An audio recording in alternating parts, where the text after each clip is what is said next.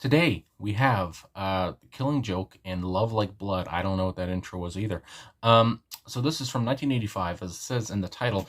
And the problem is, I see that there are a few versions of the song. So I picked this one, 6 minutes, 48 seconds long.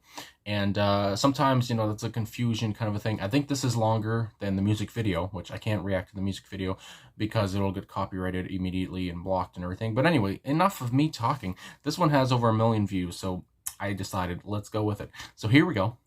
Yeah, new band for me. Let's see what's going on and go.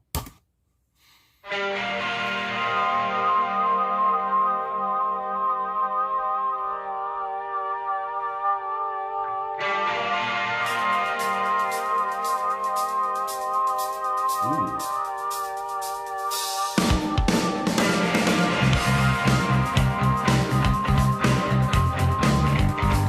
That bass.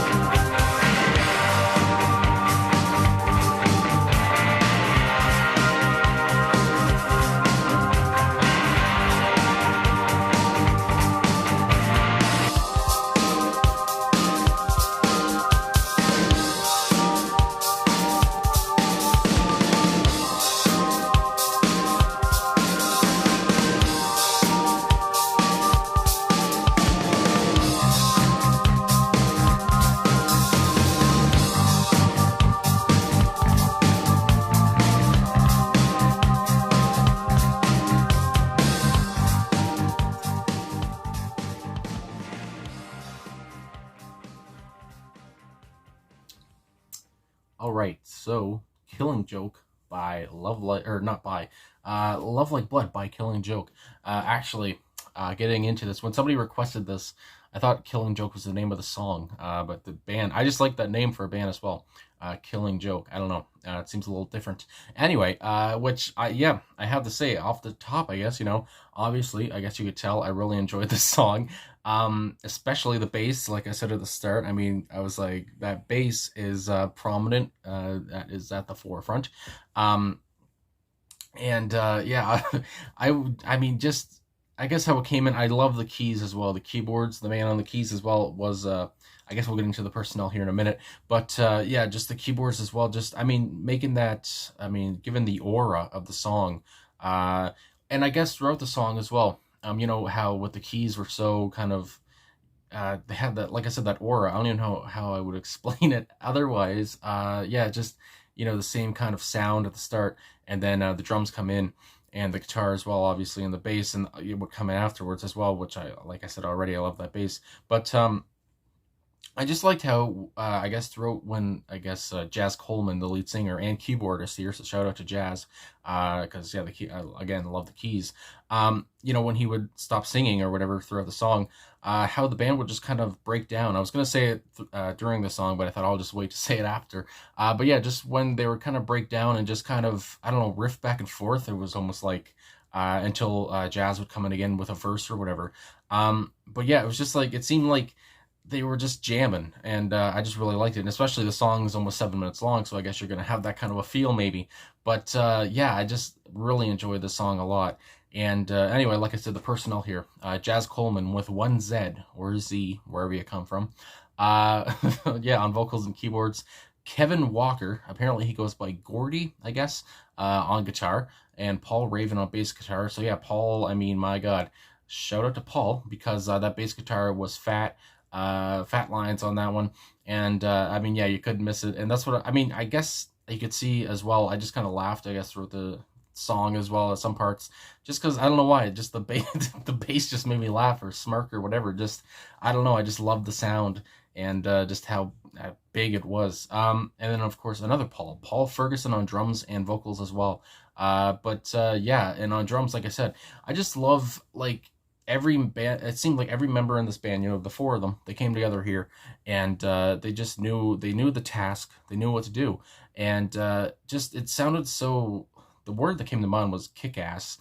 It was. I know they're, I guess, a gothic rock band. Again, this is the first time I'm hearing of Killing Joke, but it says the genre that they're in: post-punk, gothic rock, and new wave. But yeah, just at some points it was almost like hard rock as well. But yeah, just that gothic rock, and it was like that kind of, what's the word? They were cutting between just anger and then calmness. It was like I said with Jazz's voice, like just he was almost, like I said during the song, I loved it. He was almost like holding back, and you could hear like he was almost a whisper, almost a whimper kind of a voice, and you could hear like it felt like he just wanted to scream. But he was keeping calm. It was like the kind of anger, and I don't. It just that's what really spoke to me throughout the song. And again, I guess the comparison's probably been made, but I do hear a little Robert Smith in his voice. I mean, The Cure, I know. Like I said, this came out in '85. I don't know which band came first, but yeah, I heard some Robert Smith in his voice. I heard a little bit of The Cure, I guess, whatever. But I mean that's gonna happen. But again, I felt like they really, they sounded, different from The Cure. But anyway, I just had to, say a little bit of Robert Smith, I thought, and I think a lot of people must say that as well. Because I mean, I thought it was kind of, there to see or to hear. Anyway, yeah, so I am on Song Facts as well, just to talk about the song here, see what's going on, see what if anyone said anything about the song. So it says lead singer Jazz Coleman, he said, talking about the song, he said, my goodness, going on, Jazz Coleman sings about approaching love with the same passion as a soldier in battle. And then it says in his Song Facts interview, so they got him for an interview, he said the song itself was a distillation of everything that we hold dear, and one must aspire to walk and talk what you write about in your songs, actually live it. So yeah, they actually, do what you talk about. That's pretty cool to hear. And then of course it says, After this, it says works by Japanese author Yukio Mishima were an inspiration for the song, specifically the 1967 book The Samurai Ethic and Modern Japan. He said, I loved the warrior principle. He also said, to freedom with blood if you like. So yeah, of course, again, talking about the whole soldier thing and military, I guess, and of course the warrior principle. I mean, warriors, I mean, yeah, a lot of people are into that stuff, are into that, the imagery that comes with, warriors and soldiers and fighting battle and everything. And of course, just going through some of the lyrics, I mean, this video is already 13 minutes long, good lord. It says, we must play our lives like soldiers in the field. So right off the bat, when he said, just, I know when people think about, war, or yeah, they think about being in a war or whatever, being on the battlefield, you think differently from when you're just walking down the street. But I feel here, I guess Jazz is saying, you must feel like that all the time, play your lives like you're on the field all the time. And it says, the life is short, I'm running faster all the time. Strength and beauty destined to decay, so cut the rose in full bloom. This is on Genius, and there is an annotation here. Yeah, so basically, this part here, it says basically the whole song, like I already said, is a reference to Yukio, I guess, Mishima's book, and I guess their fascination with an early death and youth, and just talking about, I guess he got this from the her work or his work. I don't know if the person was a what gender they are, but either way, and that they also committed suicide at the age of 45. So obviously, this person really touched Jazz, and I guess it was a book that he read a lot, as well as this, as it says here. So then moving on to the second verse, every day through all frustration and despair, love and hate, fight with burning hearts. So again, the whole, I mean, fighting, there's all these themes, being on the battlefield, and just love and hate. I mean, obviously big, love versus hate. I mean, that's a thing that's going back many years. And then we go on to legends live and man is God again, and self-preservation rules the day no more. You must dream of promised lands and fields that never fade in a season. Again, talking about fields, as we move towards no end, we learn to die. Red tears are shed on gray. I like that line a lot there. Red tears are shed on gray. Then we have the chorus. Till the fearless come and the act is done. A love like blood, a love like blood. Till the fearless come and the act is done. A love like blood, a love like blood. So really, again, just talking about what Jazz said in the interview, I guess. Coming at love like you would being a soldier on the battlefield. Obviously, the whole chorus, a love like blood. Car going by, a love like blood, a love like blood, talking about, having, no fear, and, just having a love like blood. I mean, yeah, he's really trying to cut it deep here, and trying to get the point across, that, love is very important, obviously, and to just keep, fighting for the love, and, yeah, I just really enjoyed the whole song, my goodness. So like I said already, first time hearing this band, and it was a very good experience. I really love the bass. I really love the keyboards as well. And Jazz's voice, just, again, I love kind of how he was like holding back. I just loved that whole sound that he had going on. So anyway, I guess that's about the size of it. So thanks for watching. Thanks for liking, subscribing, commenting, all of that jazz. There you go. And I'll talk to you guys again soon. That was pretty bad, but yeah.